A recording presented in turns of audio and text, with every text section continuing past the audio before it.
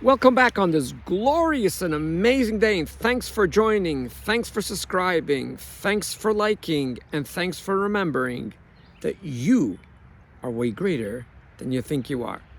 Here are my two stories that will explain the precept before we discuss this controversial topic: if sports is like a cult, and how it's really not good for you, but we'll find it out.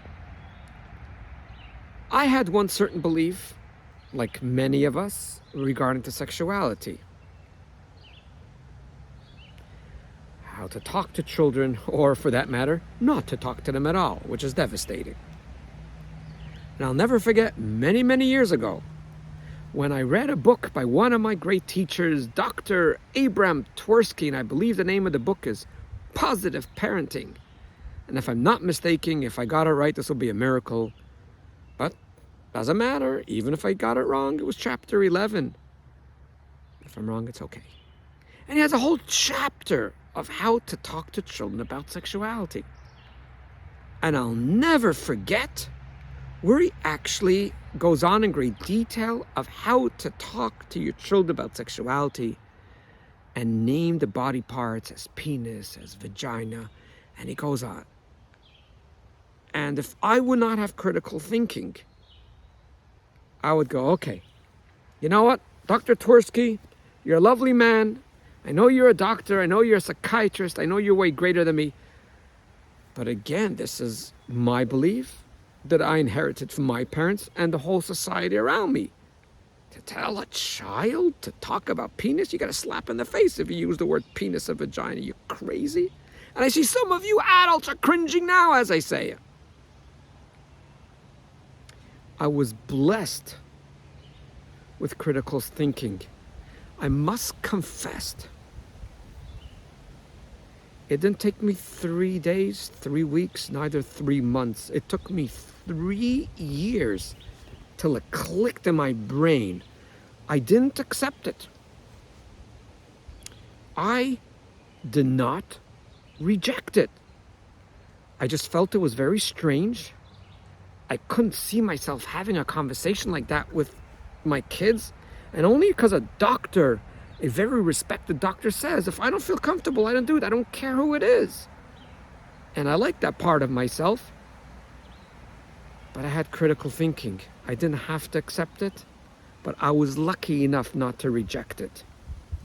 The way I did when I was a kid, when I was 19, read my first psychology book, then I wrote a whole bunch of comments rebuking every single page like a smart aleck. Again, because it went against what I was taught.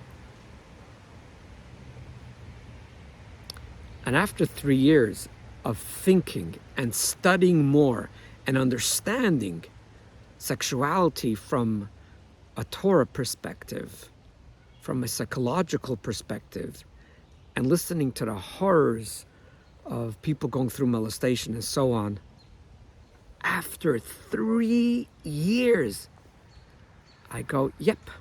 And I love it, because most people, or they would say, well, Dr. Tversky said so. But their body says, no, this is wrong. So they accepted it.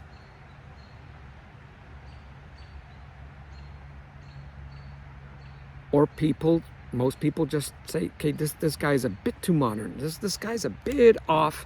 I don't care if he's an Orthodox rabbi. No. I'm not going to accept. I'm not going to have those talks with my children be so explicit. I'm just going to say the Middle East or the private parts. I'm not going to say penis and vagina. No. I don't speak like that.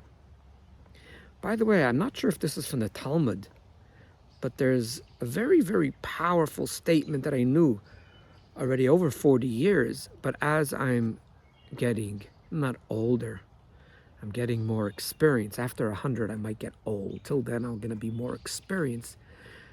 There's something very powerful. I'll say it in Hebrew, then I'll translate it in English.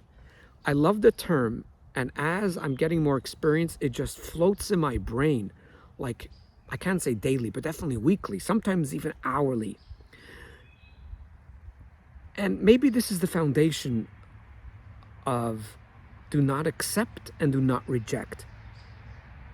I forget what the Talmud is talking about, but in many situations it says kabdehu v'chajdehu, which is out-of-the-box thinking.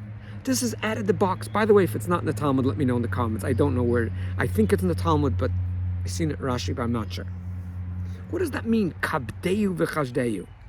Respect the person, simultaneously suspect the person.